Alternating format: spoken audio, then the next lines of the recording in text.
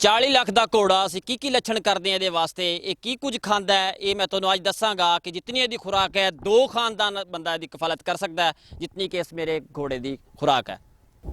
जी अस्सलाम वालेकुम, मैं आज आपको इस घोड़े के मुतल्लिक़ बताऊंगा कि इसकी क्या खसूसियात हैं और इसकी क्या खुराक है जो हम इसको डेली बेस पे देते हैं।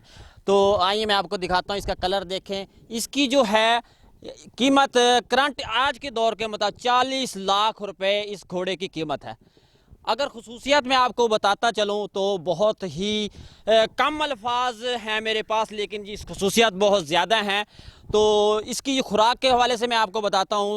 डेली जो है तकरीबन 2 kg मक्खन जो होता है वो उसको खिलाया जाता है, और उसके बाद जो है इसको वंडा है गोश्त वाला, फिर इसके लिए जो है 2 हमने जो मुलाजिम रखे हैं उसके ऊपर खरखरा मारते हैं इसको, इसकी सफाई और इसके जनाब टाकी वगैरह जो इसको मारनी है वो सिस्टम है सारा। जो शौक़ का कोई मोल नहीं होता, मैं आपको बताता चलूँ, जो लोग शौक़ करते हैं मेरी वीडियो को वही देखेंगे। इसके बाद हम इसको रनिंग में ले जाते हैं खेतों में, तो इसकी मैं वो कह लें ड्राइव जो है इसकी, और इस पर गन पॉइंट के ज़रिए मैं शिकार करना, और उसके बाद जो नेज़ाबाजी भी करते हैं। उर्दू से हट के मैं आपको बताता हूँ पंजाबी अल्फाज में मैं वास्ते की लक्षण करदा है। इनू दाल पानी, इनू जनाब ना खोपा बादाम पिस्ते खवाने, इसनू अपनी सेहत वास्ते कदे नहीं किया कोई इतना लक्षण।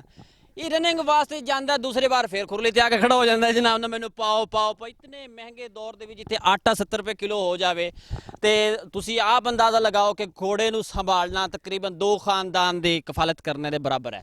तमाम नए आने वाले दोस्तों से गुजारिश है कि हमारे चैनल को सब्सक्राइब करें।